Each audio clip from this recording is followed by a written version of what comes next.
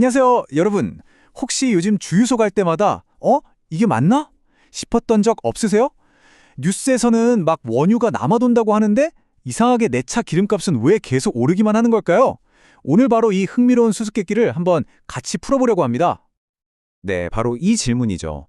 아니, 세상에 원유는 넘쳐 흐른다는데 왜 도대체 우리 지갑은 주유소만 가면 점점 얇아지는 걸까요? 진짜 이상하지 않나요? 이게 상식적으로는 사실 이해가 잘 안 되는 상황이거든요. 지금 시장에서 정말 기이한 아주 이상한 현상이 벌어지고 있어요. 뭐냐면 원유 시장하고 그 원유로 만드는 휘발유나 경유 같은 이 제품 시장이 완전히 따로 놀고 있는 겁니다. 한쪽에서는 재고가 막 쌓이는데 다른 쪽에서는 물건이 없어서 난리인 이 탈동조화 현상. 바로 이게 문제의 핵심인 거죠.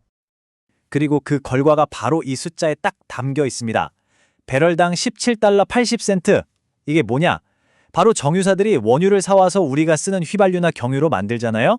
그때 남기는 이익, 그러니까 정제 마진이라는 건데요. 근데 놀라운 건 이 수치가 팬데믹 때를 제외하면 무려 16년 만에 최고치라는 겁니다. 그러니까 정유사들은 지금 엄청난 돈을 벌고 있다는 거죠. 아니 도대체 어떻게 이런 일이 가능한 걸까요? 좋습니다. 그럼 지금부터 이 미스터리의 실타래를 한번 하나씩 풀어보죠. 일단 이 기름 부족 사태에 직접적으로 불을 붙인 세 가지 도화선이 있습니다. 바로 이 세 가지 충격인데요. 이게 거의 동시에 터지면서 전 세계 공급망에 뭐랄까 연쇄 충돌을 일으킨 겁니다. 러시아에서는 전쟁 때문에 정유 공장이 멈춰섰고요. 유럽에서는 곧 시행될 제재 조치 때문에 너도 나도 사재기 열풍이 불었죠. 그리고 여기에 정말 예상치 못했던 중국의 수출 통제까지 딱 겹치면서 전 세계 연료 공급망이 말 그대로 그냥 뒤흔들려 버린 겁니다. 자, 그럼 첫 번째 도화선부터 한번 볼까요? 이건 바로 전쟁의 포화 속에서 터졌습니다. 러시아 우크라이나 전쟁이 이제는 단순한 영토 분쟁을 넘어서요. 전 세계 모든 주유소에 가격표에 직접적인 영향을 미치기 시작했다는 거죠. 여기 이 그래프를 한번 보세요. 우크라이나의 드론 공격으로 러시아 전체 정제 능력의 무려 14%가 멈춰섰다고 합니다. 여러분, 이게 그냥 원유를 덜 파내는 거랑은 차원이 다른 얘기예요.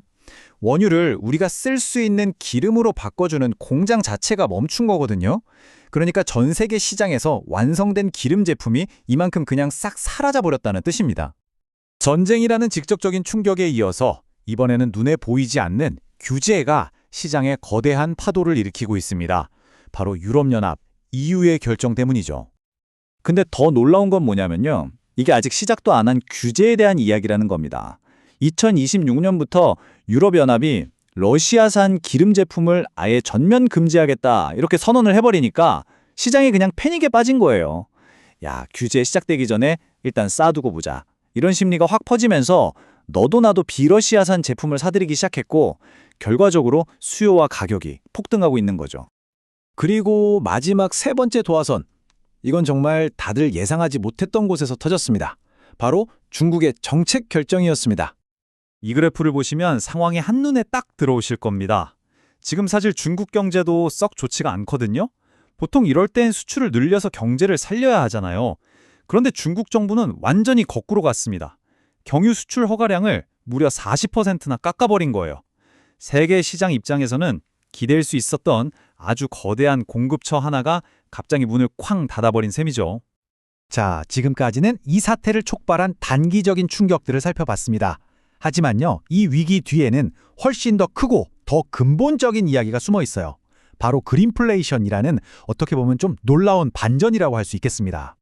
그린플레이션, 이게 뭐냐면요, 바로 이런 겁니다.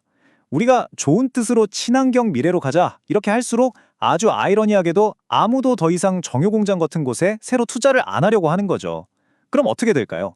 당연히 새로운 공급은 없는데 기름은 당장 써야 하잖아요.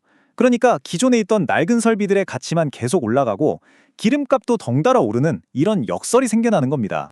이걸 소위 워렌 버핏의 논리라고도 하는데요. 이 말이 그린플레이션의 핵심을 정확히 꿰뚫고 있어요. 어차피 20년, 30년 뒤에는 사라질 제품인데 누가 미쳤다고 거기에 새 공장을 짓겠는가? 결국 기존에 있던 공장들의 가치만 믿을 수 없을 만큼 높아질 것이다. 어떠세요? 정말 그렇죠?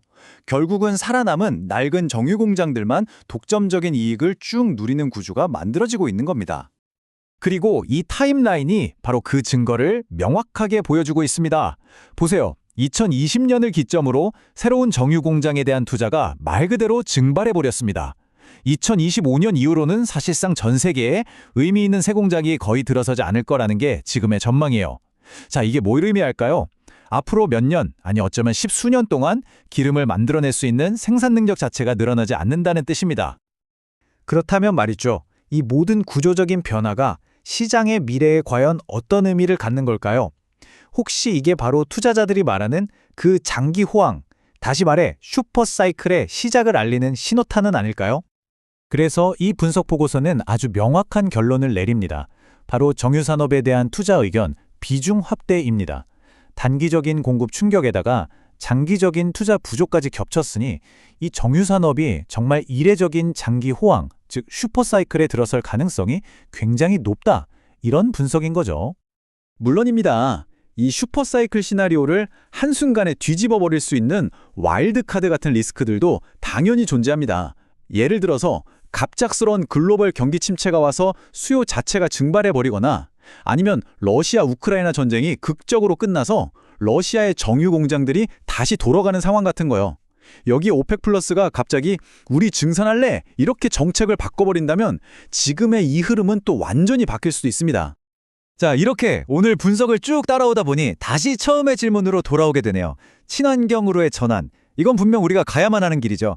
하지만 그 좋은 의도가 역설적이게도 우리가 곧 사라질 거라고 믿었던 이 낡은 석유 산업에게 어쩌면 역사상 가장 화려한 마지막 황금기를 선물하고 있는 건 아닐까요?